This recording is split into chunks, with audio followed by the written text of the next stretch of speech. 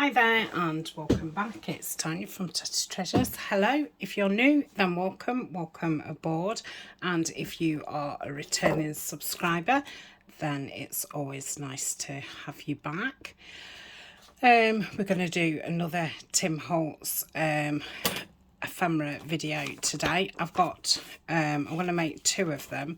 I've got two long envelopes. They are just over 8.5 by about 4 1/4. Obviously you can use any size, but you would be best, you know, with a tall one. So I'm just going to start by sealing them. I don't need to glue them because they're going to be matted on top with paper, so they're not going to come open. And I'm going to be using some of the 6x6 Tim Holtz papers. Obviously you can use any papers you want, and you can use any colour envelope you want. I'm just using the black because it goes with the Tim Holtz nice. Okay, so I'm going to start by cutting these down, and I'm just cutting them enough to open the sides. So if I cut these at, I think it's 4 1/4. I'm using the Decord trimmer for a change. I'd kind of forgotten about it, so I thought I shall get it out. And it just gives just a bit of a different look. I think, oh, I don't know what I think. I'll just carry on. So let's get all these sides taken off.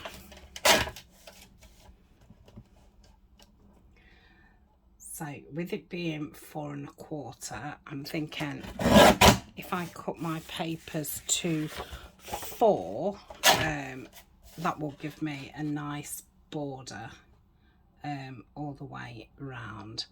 So I do want a Decord edge, obviously both sides. So I'll start by doing that side, and then that side. I'll find out the lengths I want after. So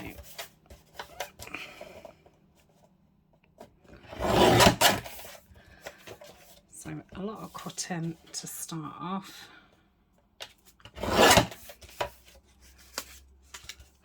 And I think that I want 6 for each one, or is it 5? I can't quite remember.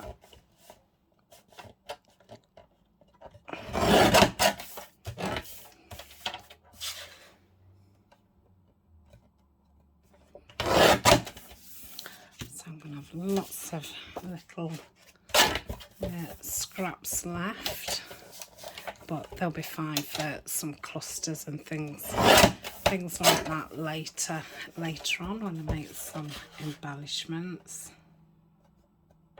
Okay, that's 4. I don't know if I've got 6 out for each or what.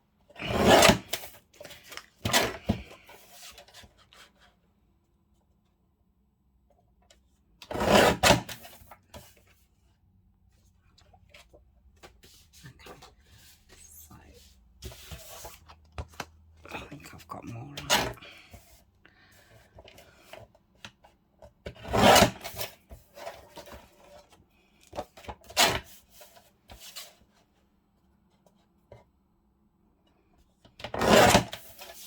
Okay, 1, 2, 4.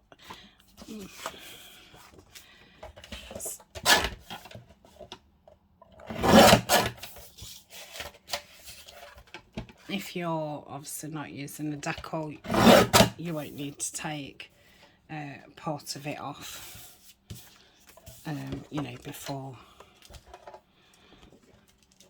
before you cut into the other side. I'm only doing that so it's deckled both sides.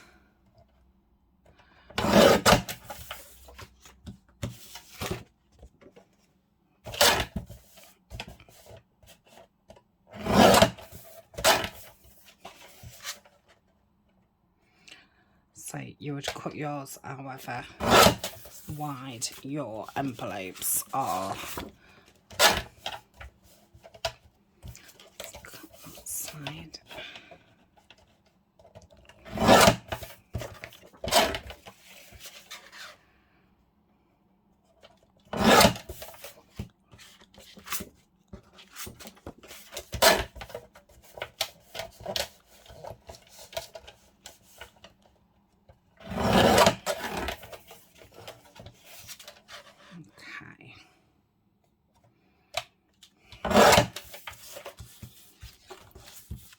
I'll do these other two. I don't know if I need these or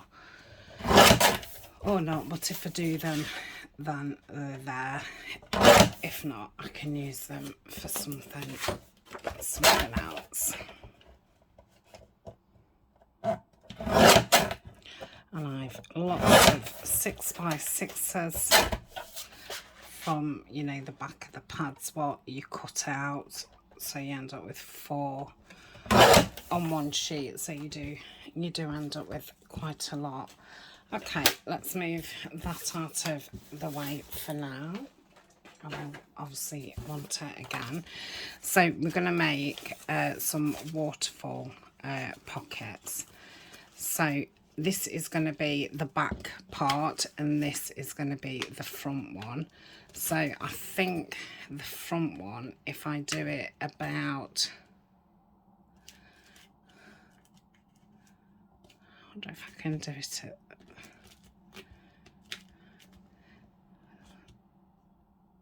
that's just over 2.5 inches. So I'm just going to crease that one down, and then this one I'm just going to put it in and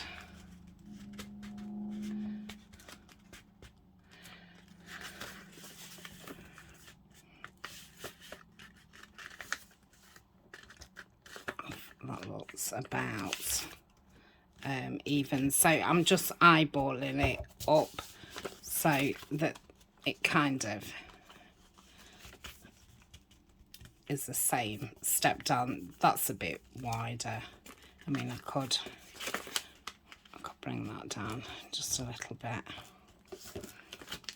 No, we'll leave it how it was. Okay.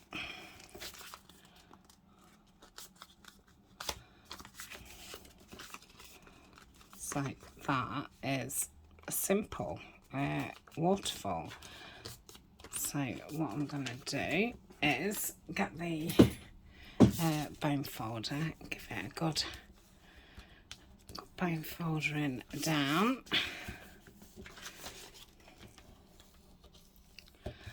Like so.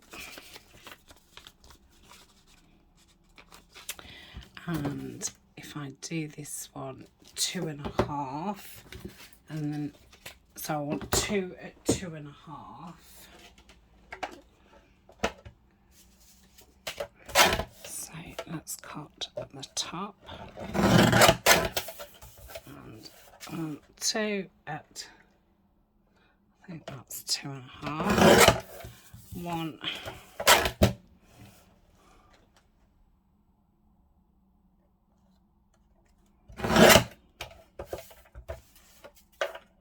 2.5. The next one is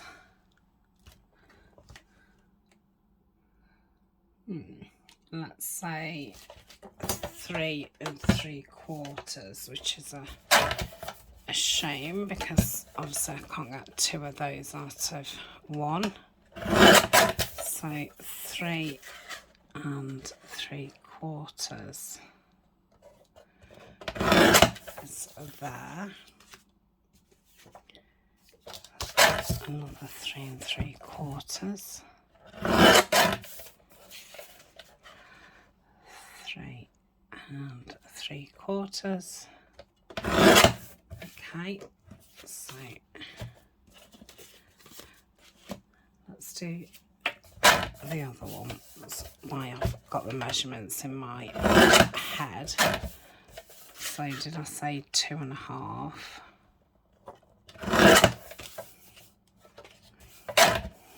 And 2.5, and then 3 3/4.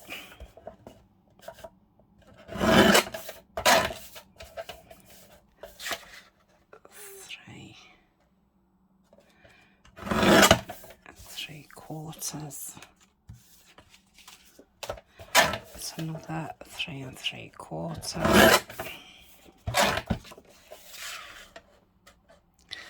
3. Ooh, that wasn't very straight, was that? 3 3/4. Okay, what's the next one? The next one is just over 4.5. So I don't even know if I'll have enough papers for, did I say just over 4.5 or just under? I can't remember. Just over 4.5.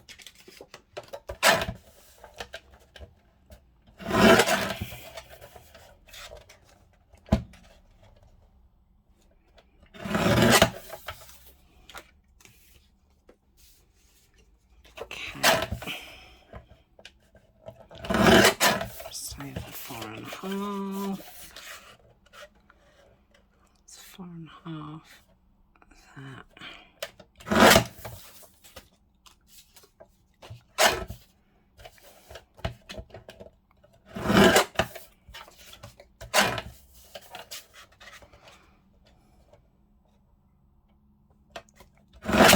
Okay. And then the last one is just under 6. So I suppose once I've cut the top and bottom off, that will do it. In fact, you only want one of those, don't you? Because you don't see the other one. So that's that one. And that's that one. Okay. Hopefully I've done all those okay. Just put that down there. So I'm going to fold this one down the same. So its measurements are the same, so I don't have to measure it again. I think that's why it's best doing a couple of something at the same time, and then you know you can skip out some of the measuring. Okay, so let's start with our small ones. So I think I'll have that one at the front.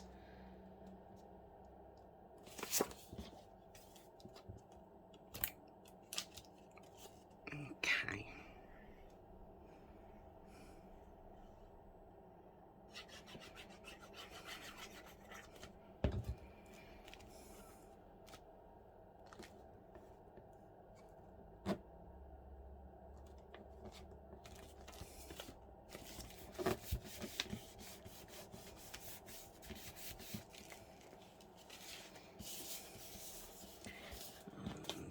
And this one at the front. They're a little bit too big, those first ones. Not to worry. Okay. Yep.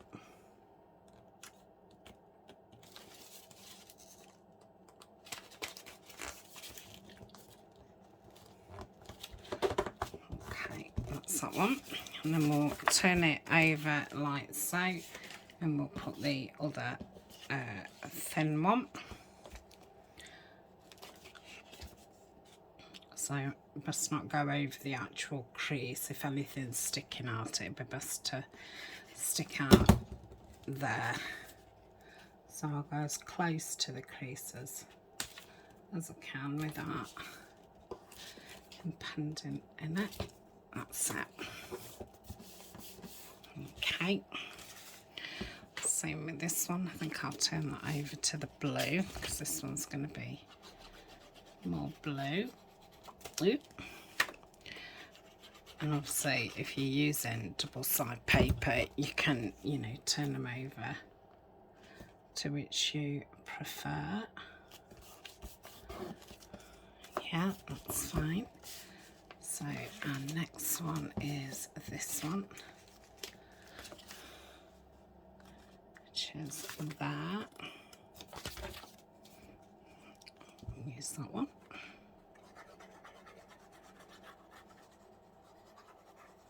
Yeah. And then each one of these is a side pocket. So you'll have a small tag in that one a bit bigger in that one, and then obviously gets bigger. Right, okay, this one.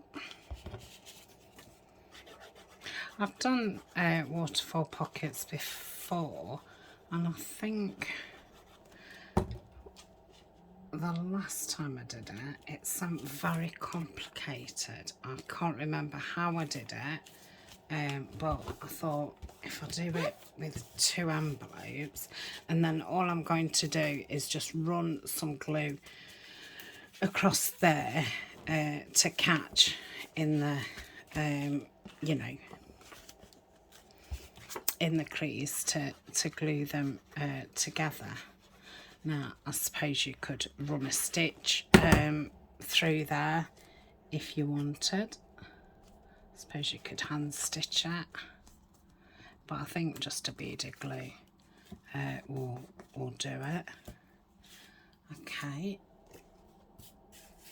so I'll do that. Which way is that? I got it upside down. It's a good job I did check. I don't think you'd notice anyway with this paper.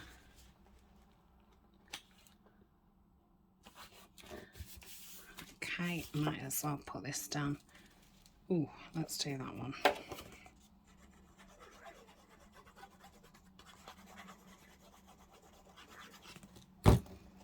Like so. I should have wrote how big I cut these, because these are really going to be the size that you want the tags that are going to go in them.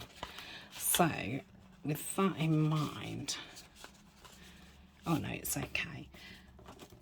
I just went a bit silly then. That's the wrong one. So I can have the bingo card. Yeah, I like that. Let's pop that down.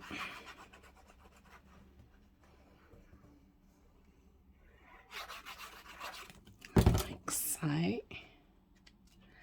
But yeah, the cards, what you want to fit it, you know, they're going to be about the same size as the mat that you've done. So that's that one. I think that might be too. Oh no, that's fine. Okay, then we've got this one, which will go there. I think I'll have it as the yellow flowers. I've not inked it just to save time, and say with there being such a lot of cutting at the beginning, I didn't want to then be inking. Okay, and then we'll pop this down. So that's those covered. Obviously it's going to be stuck down at the back, so you won't see the underneath of that one.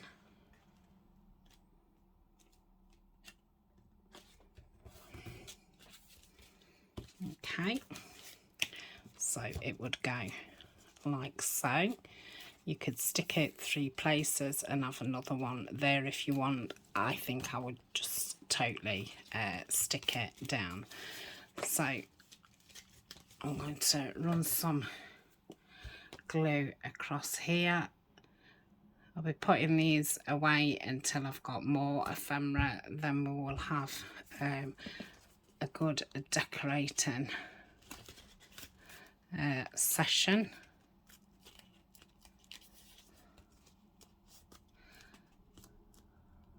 And, you know, making tags for the pockets and what have you.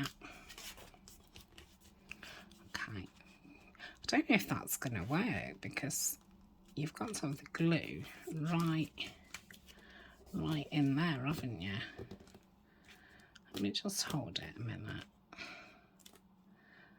I might end up sewing it.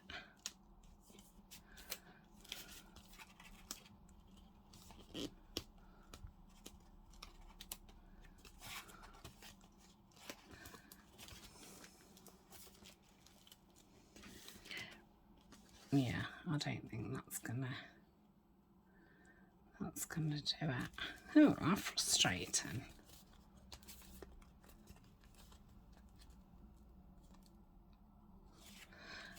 So I'm just gonna keep that like that a minute, and we'll see if it does. If not, I'll have to sew it.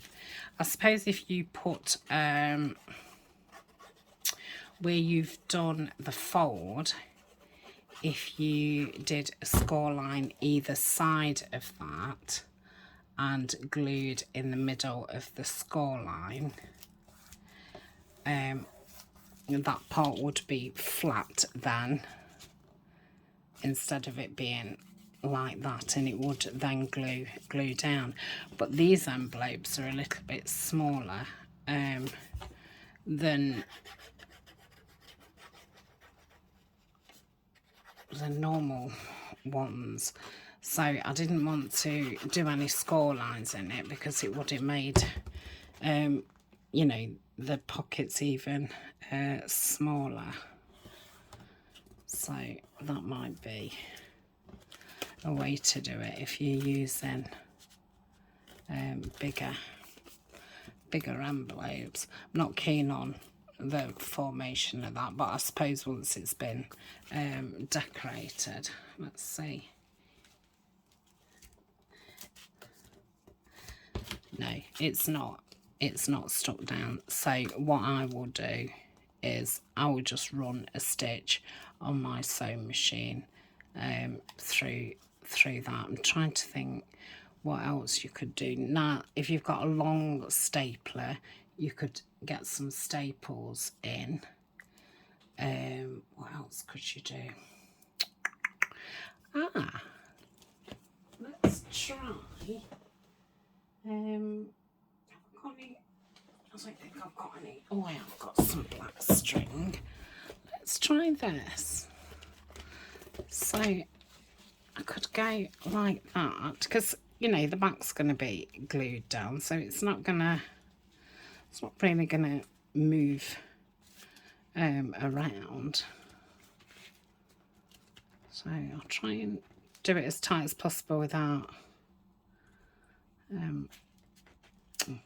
just as that didn't go as tight as possible, did it? Just put a bow on it. That might be enough just to, yeah, that's fine. Yeah, oh, brilliant. So you can do it like that instead of sewing. Okay. And like I say, with it being stuck, it's going to be stuck down at the back. That'll give it more stability. Okay, but yeah, that's fine. Okay, so that's that one. Let's do this. I think I'll do this with the brown one. I don't know if just that bit of glue in there's made it a little bit more sturdy. We'll see with this one.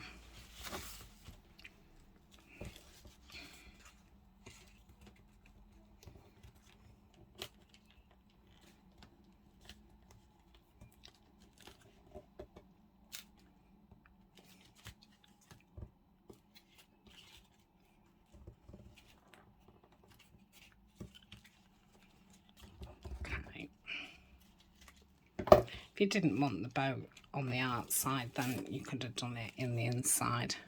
No, it's fine. So that's brilliant. So like I say, we'll bring those on again when we get to the decorating stage. And yeah, that's it for today. So thank you very much for joining me. I hope you found that, if you've done one before, a simpler way how to do it, or if you've never tried one, this might be a good starting one.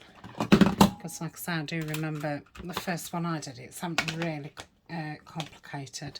So that's that. Thank you very much, and I will see you tomorrow in the next video.